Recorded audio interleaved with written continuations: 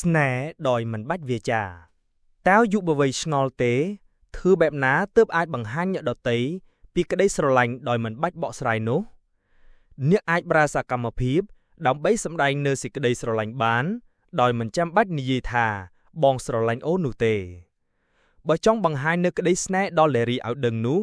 វាជារឿងងាយណាស់ព្រោះនារីតែងតែឆាប់ស្ញប់ស្ញែងនិងចាប់អារម្មណ៍ទៅលើរឿងផ្សេងៗទោះជាតូចតាចក្តីដូច្នេះកាយវិការងាយៗដូចខាងក្រោម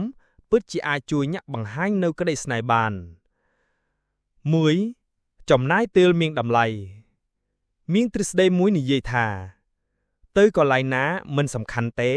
តែសំខាន់ទៅជាមួយនរណាដូច្នេះអ្នកគួរតែចំណាយពេលឲ្យបានច្រើនជាមួយមនុស្សដែលខ្លួនស្រឡាញ់នោះនាងនឹងយល់ថានាងជាមនុស្សពិសេសសម្រាប់អ្នកហើយកាន់តែមានន័យទៅទៀតនោះនៅថ្ងៃពិសេសអ្វីមួយត្រូវតែមានវត្តមានអ្នកនៅក្បែរនាង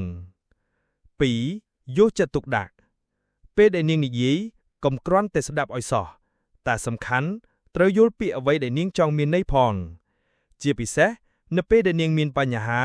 ត្រូវតែយកចិត្តទុកដាក់ស្ដាប់និងរកដំណោះស្រាយព្រមទាំងការលួងលោមដូចគ្នាដែររាល់ការសន្យាជាមួយនាងអ្នកត្រូវតែបំពេញ 3. ការសរសើររាល់ស្នាដៃដែលនាងបានធ្វើអ្នកត្រូវតែសរសើរនាងដោយអស់ពីចិត្តនិងមានហេតុផលមនុស្សម្នាក់ដែលតែងតែសរសើរនិងផ្ដោតតម្លៃឲ្យអ្នកដទៃនោះគឺចង់បង្ហាញនូវការចាប់អារម្មណ៍ហើយ 4. បរិយាកាសភ្ញាក់ផ្អើលមិនមែនត្រឹមតែថ្ងៃខួបកំណើតឬក្នុងឱកាសពិសេសនោះទេសូម្បីតែថ្ងៃធម្មតាក៏អ្នកអាចធ្វើឲ្យភ្ញាក់ផ្អើលឬទិញអំណោយជូននាងក៏បានដែរ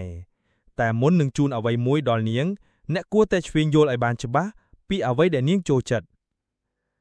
5. ផ្ដល់នូវកំណត់ចំណាំដល់នាងរាល់ថ្ងៃពាក្យថា Hi ឬ Good morning និង Take care គួរតែអនុវត្តជាប្រចាំ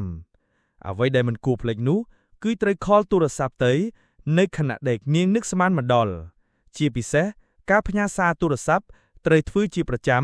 ដើម្បីសម្ដែងនូវភាពនឹករលឹកជាពិសេសនៅពេលរាត្រីតែត្រូវចេះច្នៃប្រឌិតផងណាដើម្បីកុំឲ្យនាងធុញទ្រាន់